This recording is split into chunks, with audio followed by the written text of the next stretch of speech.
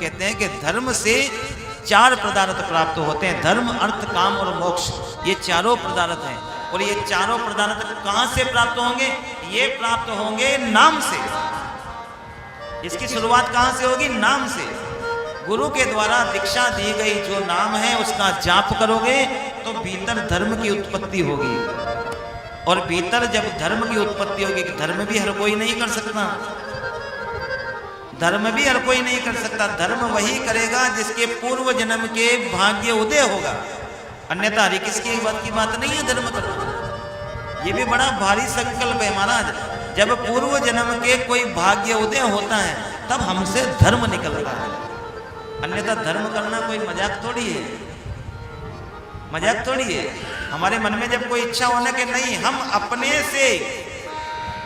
से अन्यत्र को कोई वस्तु बांट दे, कोई वस्तु का दान कर दे, कोई वस्तु भेंट में दे दे, ये पुण्य पूर्व जन्म का होगा। वो जब उदय होता है तब हमारे मन में ऐसा भाव उत्पन्न होता है। और ये सारा कर्म एक ही जगह से चलेगा, कहां से? गुरु नाम से। नाम की पूंजी ही आपको सब कुछ प्राप्त करवाएगी। तो 4 कदम तो हमने चल लिए थे। कौन कौन से? हम संतों से मिल लिए, सत्संग हमने कर ली, गुरु से हम मिल गए और गुरु से हमने नाम भी प्राप्त कर लिया। ये 4 कदम। लेकिन हम चूक कहाँ गए? हम चूक गए कि हमने जो गुरु से नाम लिया है उसका जाप नहीं किया। तो गुरु का जाप जब हम करेंगे तब हमें प्राप्त होगी क्या? गुरु के नाम का जब हम जाप करेंगे तब हमारे भीतर भक्ति उत्पन्न होगी। ये 5वां कदम है। 5वां कदम कौन सा है? भक्ति। ये 5वां कदम है भक्ति। गुरु पद पंकज सेवा, गुरु पद पंकज सेवा, और तीसरी भगति अमान, चौथी भगति मम गुण गण करई, तजहि कपट गुण ज्ञान। गुरु के चरणों की सेवा, तीसरी भक्ति, और चौथी भक्ति भगवान के नाम का, गुरु से जो नाम प्राप्त हो उसका गुणगान करना। 5वीं भजन सो वेद प्रकाश। 5वां क्या है? गुरु से जो नाम मिला है उसका भजन करना है, उसका भजन करना है। मेरी मैया, मैं लाखों जनों से अब तक मिला हूं, सबकी एक ही समस्या, नाम धाम तो कईयों के पास मिल गए लेकिन भजन नहीं मिला। क्या नहीं मिला? भजन।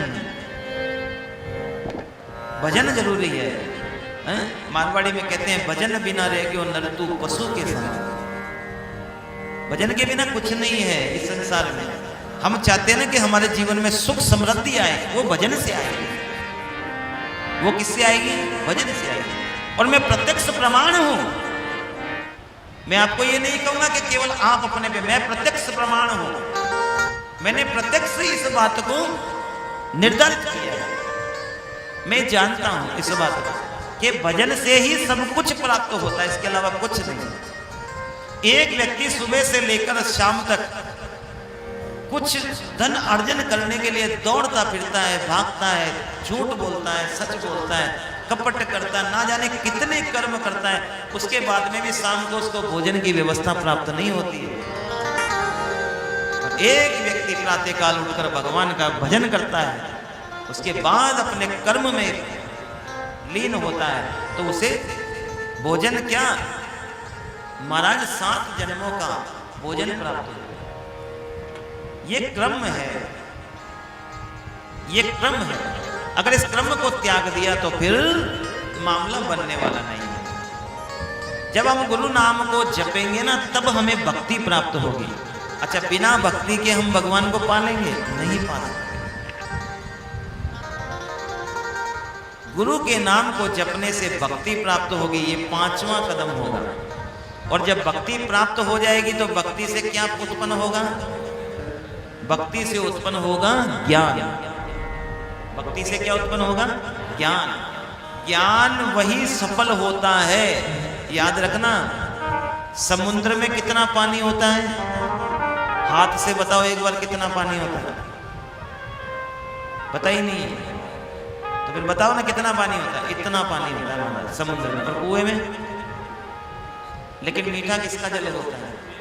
कुएं का। क्यों? क्योंकि कुआं अपने गर्भ से जल उत्पन्न करता है और समुद्र विभिन्न नदियों से जल एकत्रित करता है, तो वो मीठा होने के बाद में भी कड़वा हो जाता है। कहते हैं कि भक्ति से ज्ञान उत्पन्न होता है। जो ज्ञान भक्ति के द्वारा स्वतः हृदय में उत्पन्न होता है, हृदय कुंभ जिसे कुआं कहा गया है, हृदय कुंभ में जब वो ज्ञान उत्पन्न होता है तो वो बड़ा मीठा होता है। और व्हाट्सएप से जो ज्ञान लिया जाता है वो बड़ा, व्हाट्सएप का ज्ञान बड़ा दुखदाई है हमारा, बड़ा दुखदाई है, बड़ा दुखदाई है। इसलिए आपका काम है नाम जाप करना। आप केवल नाम, कोई बड़ी बात नहीं है। 1 घंटा निकालो, 1 घंटा निकालो जब आपको मिल जाए, और वो 1 घंटा भी ऐसा निकालो जिसमें आप आपके घर के काम करते रहो। अपने घर के काम करो लेकिन ये खोपड़ी खाली रखो, बस इसमें भगवान का स्मरण है। तत्काल चमत्कार, तत्काल आप भगवान का नाम लेने का प्रयास कीजिए। आपके गुरु ने जो नाम जाप दिया है उसको लीजिए। अगर उसको भूल गए, कई लोग तो ऐसे हैं भूल भी जाते हैं, अगर भूल गए तो तत्काल पुनः उनके पास में जाइए, उनसे नाम जाप लिए। कहा जाता है कि अगर 90 दिवस तक गुरु के द्वारा दीक्षा लेने के बाद जो नाम जाप मिलता है, 90 दिवस तक आप उसका भजन नहीं करते हैं तो वह दीक्षा निरर्थक हो जाती है।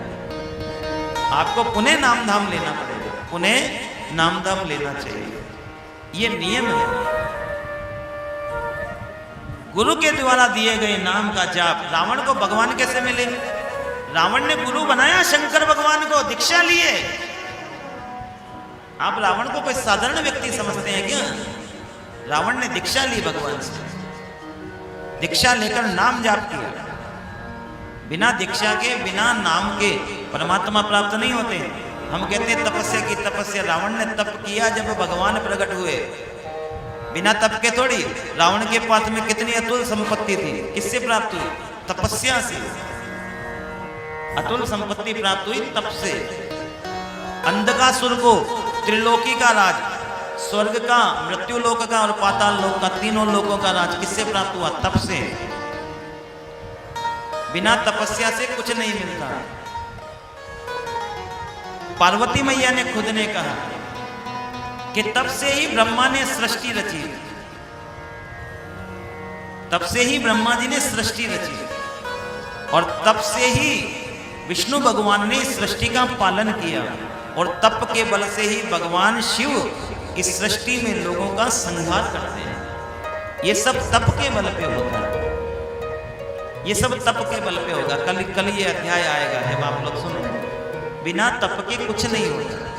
संसार में तप होना अनिवार्य है। जितना तप होगा उतना ही अधिक कार्य बनता चला जाएगा। ये सच्चाई है। तप से ही संसार के सारे कार्य बनते हैं, इसलिए तप करना सीखो। गुरु से केवल दीक्षा लेकर मात्र एक जगह बैठना ये कोई उचित नहीं है। आप गुरु से दीक्षा लो, लेने के बाद में उसका जाप करो। एक माला नियम की रोज करो, एक माला नियम की, नियम केवल 1 माला का, और जाप 100 माला का, नियम 1 का। क्योंकि अनेकों प्रकार के कार्य होते हैं, उस कार्य में अगर आप लोग अवरोध उत्पन्न होता है तो 1 माला नियम की तो रोज करनी ही करनी है। अब उसके अलावा आप जितनी चाहो उतनी करो, जितनी चाहो उतनी करो, जितनी